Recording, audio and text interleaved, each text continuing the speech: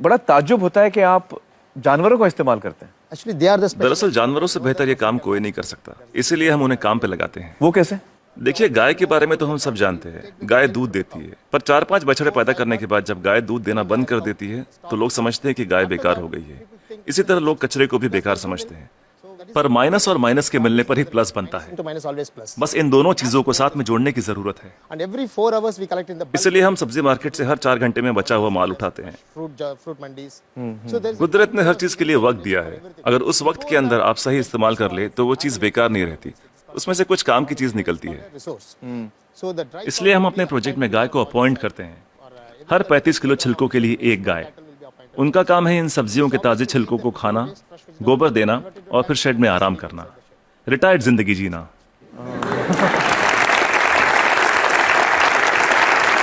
within 8 hours time. सिर्फ 8 घंटे में सारा कचरा घट के गोबर के रूप में 1/4 हो जाता है, The entire waste. और इस गोबर में काफी मात्रा में ईंधन वाली मीथेन गैस Once होती the है। dung comes out. हम तुरंत गोबर को बायोडाइजेस्टर में डाल देते हैं, इसमें से मीथेन गैस निकल जाती है और हमें बिना मीथेन के गोबर का एक घोल मिलता है। Methane free cow dung slurry will come out.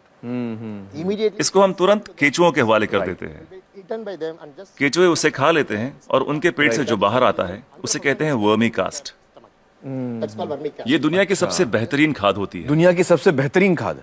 इसे ब्लैक गोल्ड या काला सोना भी कहा जाता है। It can be directly. खेती के लिए बहुत अच्छा है। अगर बैक्टीरिया वाले तरीके से खाद बनाएं तो इसमें 45 दिन लग जाते हैं। और यहाँ देखिए, सोमवार की सुबह 6 बजे माँ सब्जियां काटती है, 9 बजे गाड़ी आकर उसका बचा हुआ हिस्सा ले जाती है, 10:30 बजे हम वो गाय को दे देते हैं, शाम 6 बजे तक गोबर निकल आता We are है। getting the cow dung ready.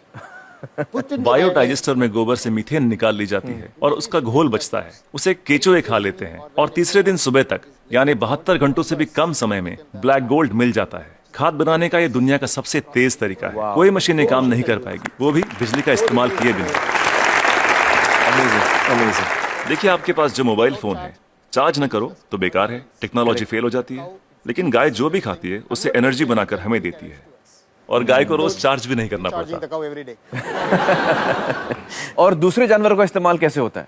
मसलन मुर्गियां क्या करती हैं? There will be some जो सड़ी गली चीजें गाय को नहीं दे सकते उसे हम सीधा कॉम्पोस्ट पिट में डाल देते हैं, पर वहां उसमें मैगट्स पैदा हो जाते हैं। will come out. मैगट्स मतलब वो छोटे छोटे कीड़े। छोटे कीड़े, ये कीड़े मुर्गियों को बहुत पसंद हैं, चुन चुन के खा लेती हैं और बदले में अगले दिन सुबह बेहतरीन अंडे देती हैं। जो लोग कीड़ों को देखकर मुंह बनाते हैं वो अगली सुबह उन अंडों से बने ऑमलेट को बड़े मजे लेकर खाते हैं। No technology can do this. कोई टेक्नोलॉजी, कोई मशीन ये नहीं कर पाएगी। No machine in the world. दुनिया में ऐसी कोई मशीन नहीं बनी जो कीड़े खाए और अंडे दे।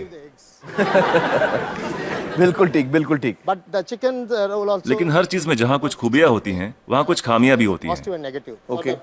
मुर्गियों के साथ एक परेशानी है, आप चाहे पूरा दिन उनसे काम ना लें, आराम करने दें, In the daytime, फिर भी वो रात को काम नहीं करेंगी। night time it never work. तो रात को कौन काम करता है? For that रात we को are हमें मेंढक को काम पर लगाना पड़ता है और वो सिर्फ नाइट ड्यूटी ही करते हैं। कुदरत का करिश्मा है, एक दूसरे की कमी को पूरा कर देते हैं, ना तनख्वाह मांगते हैं, ना बोनस, ना यूनियन बनाते हैं, ना हड़ताल करते हैं, बस अपने अपने काम में लगे रहते हैं। सही है, सही है। तो मुझे बताइए कि ये बतखें क्या करती हैं? duck's favorite food. बतख का पसंदीदा खाना है मछलियाँ। अब मछली बाजार का कचरा म्यूनिसिपैलिटी के लिए सरदर्द होता है, पर वही मछलियाँ बतख के लिए दावत हैं।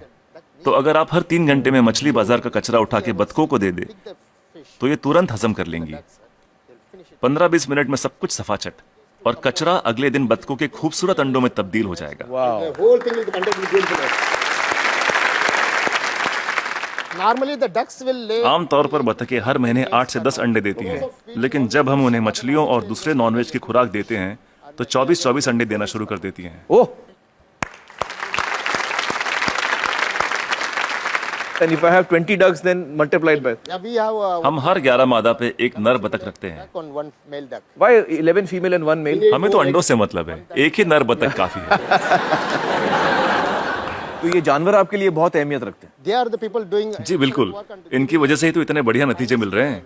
तो इस वक्त आप किसी प्रोजेक्ट पे काम कर रहे हैं? yeah, right now I'm working with Coimbatore. फिलहाल कोयम्बतूर में काम चल रहा है, डिस्ट्रिक्ट रूरल डेवलपमेंट एजेंसी के साथ। हम 10 ग्राम पंचायतों का काम संभाल रहे हैं जो एक म्यूनिसिपैलिटी के बराबर है। It's equal to one municipality. एक गांव में तो मैं समझ सकता हूं कि ये हो सकता है क्योंकि वहां पर छोटे पैमाने पे करना है, लेकिन अगर बड़े पैमाने पे करना है, जैसे किसी शहर में करना है, आपका जो तरीका ये मुमकिन है? बड़ी म्यूनिसिपैलिटियों की दिक्कत यह है कि शहरों में जगह कम होती है, पर हमें कचरे को 100 किलोमीटर दूर ले जाने की जरूरत नहीं। ये काम हर वार्ड में होना चाहिए। इसलिए डिसेंट्रलाइज मेथड अपनाना बहुत जरूरी है। छोटे छोटे स्तर पर करना चाहिए। Decentralise method. लोग हजारों टन कचरे से एक साथ निपटना चाहते हैं, पर ये सोच ही गलत है। अगर मैं आपको एक बड़ा कटहल दूं, तो आप उसे एक साथ एक बार में खा सकते हैं, लेकिन अगर उसके छोटे छोटे टुकड़े कर दें, तब खाना आसान हो जाएगा। इसलिए हर 2 किलोमीटर के रेडियस पे SLRM सेंटर होने चाहिए। SLRM सेंटर क्या होता है? Solid and liquid resource management centre. तो हर 2 किलोमीटर पे ये सेंटर होना चाहिए। जी, डिसेंट्रलाइजेशन एक कामयाब तरीका है। साथ ही कचरे को अलग अलग इकट्ठा करना भी बेहद जरूरी है। मिसाल के तौर पर सलून में से सिर्फ 6 तरीके का कचरा निकलता है। वो क्या है? महिलाओं के बाल, पुरुषों के बाल, ब्लेड, क्रीम लगे हुए पेपर या टिश्यू, आफ्टर शेव, कॉस्मेटिक्स वगैरह के डिब्बे और कुछ बचा हुआ खाना और फूल वगैरह। Some flowers, other things. So we don't. हम नहीं चाहते कि ये चीजें बाकी का कचरा ले जा रहे ट्रक में मिलाई जाए। So one way इसके लिए अलग गाड़ी होनी चाहिए। saloon. जैसे मुंबई में करीब 2000 सलून्स होंगे। 2000 saloons. एक गाड़ी सब जगह घूम के ले लेगी। हर इलाके के लिए एक छोटी गाड़ी। हाँ, अलग अलग एरिया के लिए अलग अलग गाड़ियां होंगी। हाँ। जी, सिर्फ सलून के लिए। दिन खत्म होने से पहले सब बिक जाएगा। Highest, the value आज की तारीख में दुनिया का सबसे कीमती कचरा है महिलाओं के बाल। 2500 रुपए प्रति किलो। वाह वाह। तो दिन भर का जो कचरा है, दिन खत्म होते होते वो इस्तेमाल भी हो जाएगा। अलग अलग इकट्ठा करें तो राज ये है, तरकीब ये है कि शुरुआत से ही मिक्स मत करो। जी, अलग अलग इकट्ठा करो और अलग अलग ही लेकर जाओ। तो आपके पास इसका पूरा प्लान है, मास्टर प्लान है? बिल्कुल है। वाह वाह। Yes, that's- तो मुझे बताइए कि ये जो आपका मॉडल है, इसमें खर्चा कितना आता है? See, this is totally self-sustainable. देखिए, ये मॉडल अपना खर्च खुद निकाल लेता है। Experience, I'm telling you. मैं अपने तजुर्बे से कह सकता हूँ कि आपके घर के हर रोज के कचरे से 3 रुपए वसूले जा सकते हैं। Garbage. मतलब आप अगर मेरा कचरा लेंगे तो आप मुझे 3 रुपए देंगे? उसे 3 रुपयों में बदल सकता हूँ 3 रुपए में तब्दील कर देंगे, बदल देंगे। और कचरा उठाने का कोई भी चार्ज लिए बिना। तो मुझे बताइए कि अगर मुंबई जैसे शहर की जिम्मेदारी आपको दी जाए कि इसको आप साफ कर दीजिए, तो आपको कितना समय लगेगा, कितना वक्त लगेगा आपको? कम से कम 18 महीने। मतलब 1.5 साल। तो मतलब 1.5 साल में आप मुंबई की काया पलट कर सकते हैं। Yes. Ji, it's possible. बिल्कुल कर सकते हैं। बहुत बहुत शुक्रिया श्रीनिवासन जी, बहुत ही कमाल के सुझाव आपने दिए हैं। बहुत बहुत शुक्रिया, थैंक यू।